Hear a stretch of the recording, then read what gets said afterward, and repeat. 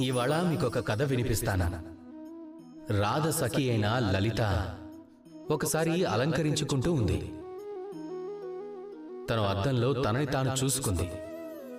తనకి తన అలంకరణ అస్సలు నచ్చలేదు. తాను మళ్ళీ అలంకరణ మార్చుకొని మళ్ళీ అద్దంలో చూసుకుంటూ ఉంది. ఒకసారి పువ్వులు మారిస్తే మరోసారి వస్త్రాలు మార్చింది.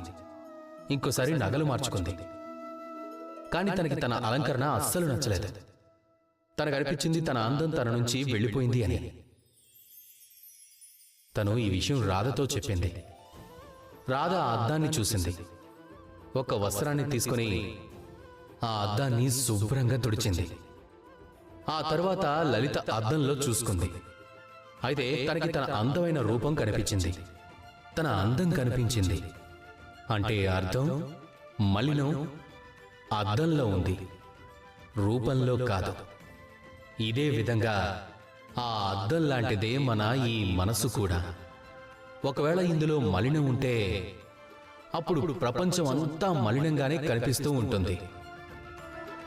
ఒకవేళ ఈ ప్రపంచం అందం చూడాలి అనుకుంటే, ఈ ప్రపంచం మంచేంటో తెలుసుకోవాలి అనుకుంటే ఈ మనసుని స్వచ్ఛంగా ఉంచండి.